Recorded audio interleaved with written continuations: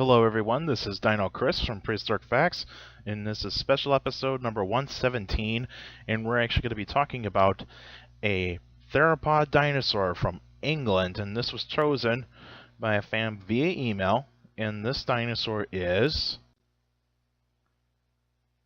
Metriacanthosaurus. So you can see here the size chart of Metriacanthosaurus, a tad bit taller than a human being, so a little bit taller than me. Now, some information about Metriacanthosaurus. Metriacanthosaurus' name means moderately spined lizard or reptile. Its length is 24 feet or 7 meters. Height 6 feet, approximately 2 meters.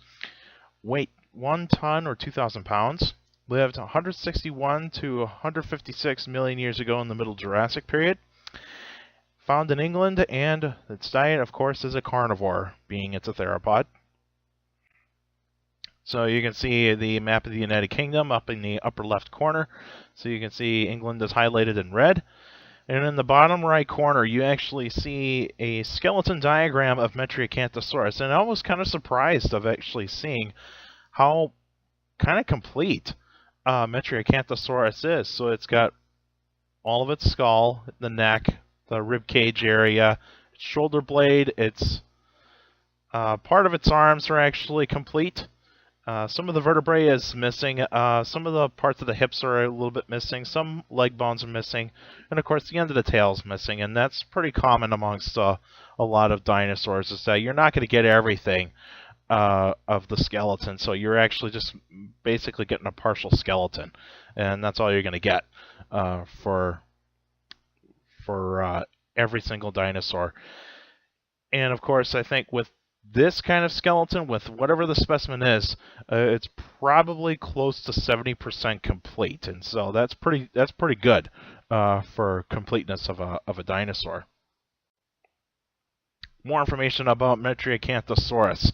Metriacanthosaurus belongs to the theropod family of Metriacanthosauridae, and in the previous episode of the Q&A, I actually mentioned that Metriacanthosaurus was probably a megalosaurid, and I found somebody mentioned that it was not, and so thank you for actually letting me know about that. And so it is actually part of an allosaurid family. It is a medium-sized theropod, you can tell by the size, and related to Sinraptor. So Sinraptor is actually a cousin of Metriacanthosaurus, and Sinraptor is a bit after Metriacanthosaurus. Now, its speed is probably going to be approximately 25 miles per hour, and where Metriacanthosaurus is found in terms of the rock formation, it is the Oxford Clay Formation, and it has got it's got numerous layers, very unique, and so it is going to be it is a very, very interesting rock formation. I have not seen it myself. I have never been overseas, so anybody that is overseas, feel free to actually show me some pictures of the Oxford Clay Formation. I'd like to see that. The environment in which Metriacanthosaurus actually lived in, it was a warm and humid climate, lots of ferns and cycads, no grass or flowers, and it probably had numerous lakes and rivers. And of course, there's other animals that actually lived in the time of Metriacanthosaurus. There's insects, amphibians, reptiles, mammals, and of course dinosaurs. Now, the only prey species that I could find for Metriacanthosaurus, and that is Calavosaurus. And Calavosaurus is part of the Dryosauridae family, so it is related to Dryosaurus. And it is around the same time as Metriacanthosaurus, and is by the size chart on here is that it's bigger than a house cat. So probably a little bit over 3 feet, and could actually be just probably 2 feet tall. So it is going to be a pretty fast dinosaur, and so Metriacanthosaurus would have to rely on ambush in order to catch this animal.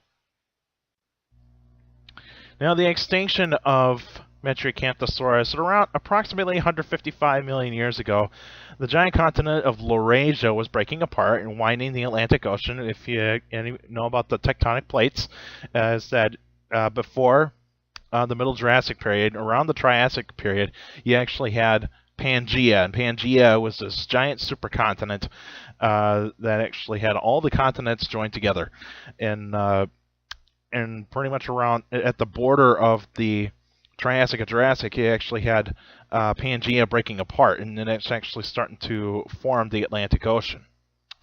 And Laurasia is basically North America and Eurasia, Europe and Asia, are pretty much connected together, whereas South America, Africa, India, Australia, and Antarctica were all connected in the southern part, and that is Gondwana land. And so that's how you actually, and then when you actually, and I'll show you the what the Earth might have looked like around the Middle Jurassic period. And new animals were actually filling in the niches for all the herbivores and carnivores. So there's pretty much new carnivores, new herbivores that were coming in. So pretty much sauropods, stegosaurs, and you got more allosaurs, and possibly ceratosaurs, and megalosaurs just coming in. And I mean, megalosaurs have been around for a long time in Europe for a pretty good amount of time. And then, of course, Metriacanthosaurus could not adapt to those climatic changes, and so that was pretty much. And so that's what you actually have is climatic changes that pretty much caused the extinction of Metriacanthosaurus. And here's a view of what the Earth might have looked like around the Middle Jurassic period.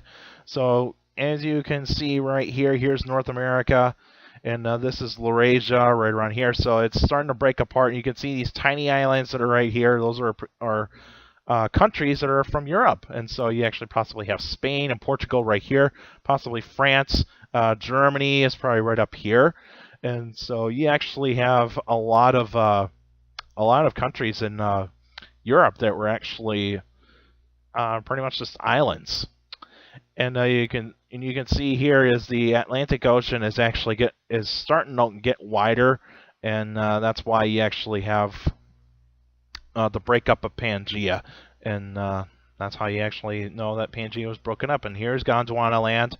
There's South America. Here's Africa. Madagascar would actually be down here. Here's India. Australia is down here, and Antarctica is right down on the bottom.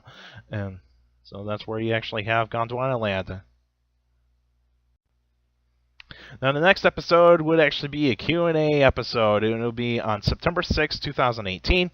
And so if you got any questions about dinosaurs or any other prehistoric life, feel free to email me at dinochrist71@gmail.com, or always go on the Facebook page, Prehistoric Facts with Dino Chris. Like the page, you get your posted questions on the wall or in the comment section.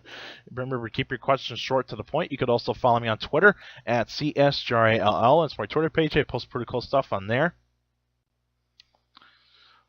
Also, take care of the people around you, and also for you younger people out there, to make sure to listen to your parents, your teachers, and your guardians. It's the best motivation you could have for good education. It's very important to have good educations. With a good education, you get a good job in the future. And that's it for now, and I'll see you guys next time.